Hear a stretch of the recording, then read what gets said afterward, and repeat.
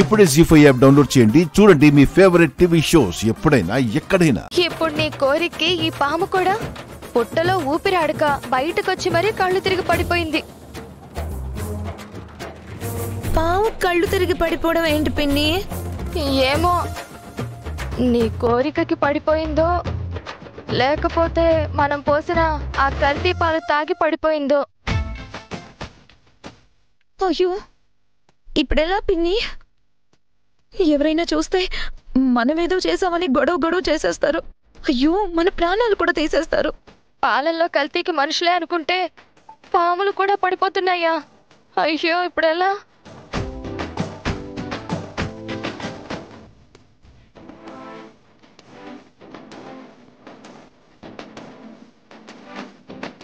అయ్యో మా వదిన కూడా వచ్చేస్తుంది.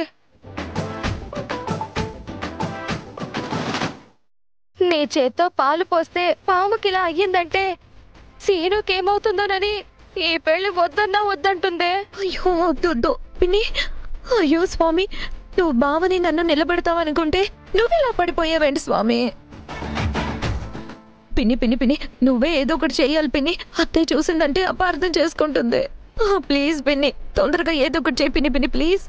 సరే నువ్వు సైలెంట్గా ఉండు, నేను ఏదో ఒకటి మేనేజ్ చేస్తాను. దండం పెట్టుకో వచ్చేస్తుంది. దండం పెట్టుకో. సరే వస్తుంది.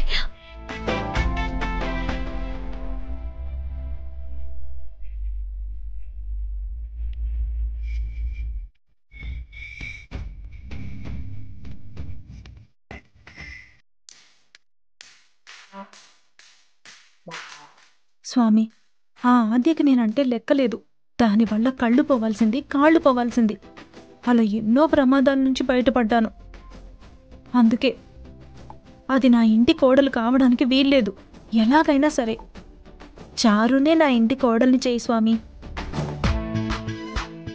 వదినా, నువ్వు రాగానే పాము బయటకొచ్చింది చూసావా?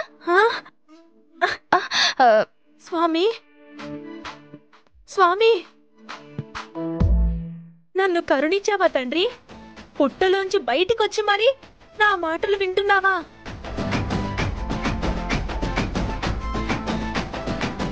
కళ్ళు మూసుకుని మరి నా మాటలు శ్రద్ధగా విన్నావంటే నా కోరిక తీరినట్టేగా, నువ్వు నన్ను ఆశీర్వదించినట్టేగా. ఏంటి పిన్ని ఇది? అత్తయ్య ఏంటి అంతలా ఆనందపడిపోతుంది? స్పృహ లేని పాముతో అంత ఆనందంగా ఏం చెప్పుకుంటుంది? స్పృహలో లేదని మనకు తెలిసే, తనకి తెలియదు కదా.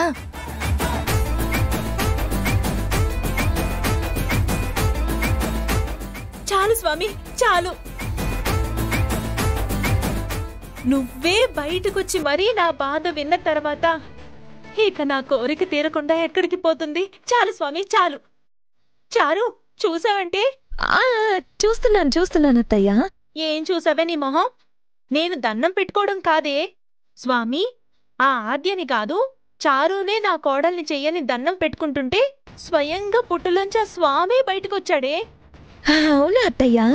అంతేకాదే, నా మాటలన్నీ స్వామి కళ్ళు మూసుకుని మరీ శ్రద్ధగా విన్నాడే. జీ5 యాప్ డౌన్లోడ్ చేసి అన్ని ఎపిసోడ్స్ పూర్తి ఉచితంగా చూడండి.